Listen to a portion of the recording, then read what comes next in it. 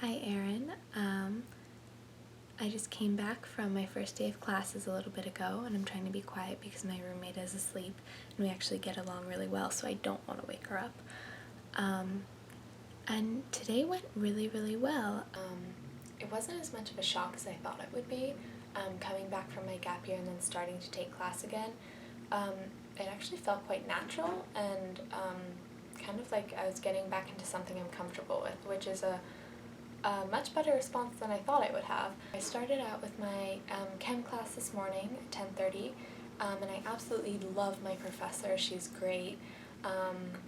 She seems to want to get to know us as individuals, which is really nice, especially in something like a science lecture, which I thought would be much bigger, but it really is only about 23 kids, which for an intro chem class is really small. So I'm pretty excited about that. I think that it's also going to be a better environment for me to learn chemistry, which has not necessarily been my best subject in the past.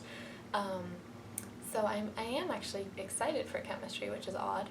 My next class I went to, which was back-to-back with chem at 11:30, I was really happy because my roommate and I are actually in the exact same class, so that's definitely going to be fun. But the class in and of itself, I can't say I'm too enthused for, even though it's calculus, which I normally love. Basically, I gave up, and I think Margarita gave up too, when she said that the numerator was called the denominator. Maybe she was just nervous, it's the first class she's ever taught, but we'll see how it goes. I have a feeling that it's not going to go well. I haven't taken my Hume class yet. I have that tomorrow morning at 9. I have all my books ready. I'm pretty excited, especially because I haven't been doing much reading and writing in this past year, so I'll definitely let you know how that goes.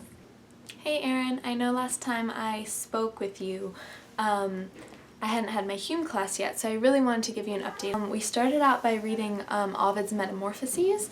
Obviously we're not finished with it yet, it's only been a week, but we are a substantial number of pages in, number of books in.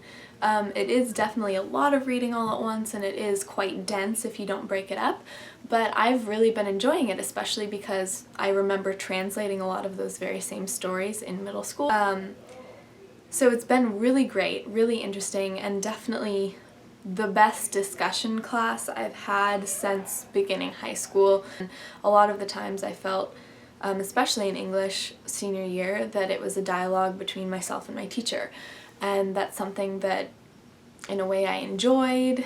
No, I actually really didn't enjoy that.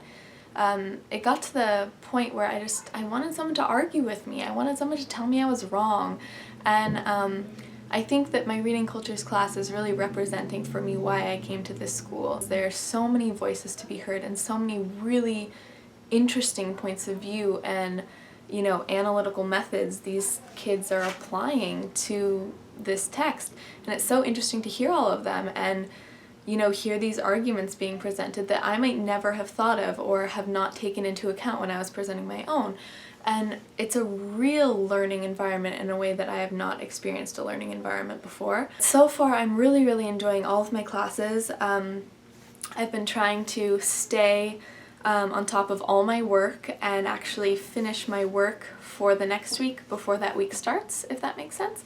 So I did have a lot of study parties this weekend, because we all know study parties are awesome. But the great thing is, it's not just studying. We took a house trip this past weekend to an apple orchard in Indiana. Who knew Indiana was so close? I didn't.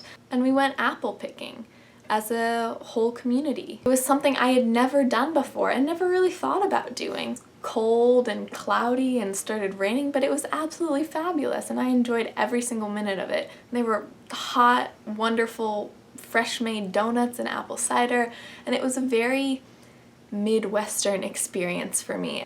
I would say the big thing is that there's so much to do, it's hard not to feel overwhelmed. So coming into now my second week, I think I'd really like some advice on how you can stay balanced. I know for me in high school, everything was so rigidly structured. I never had to think about what I could and couldn't do because my life was so tightly bound by all these requirements put upon it. But now that I kind of have this open space, I want to fill it, but I'm afraid of filling it and then making it overflow. I look forward to hearing from you soon. In fact, I think the only thing that has been mentioned more than my whiteness is how hard it is to resist the impulse to say 10 points to Gryffindor every time a question in class is answered.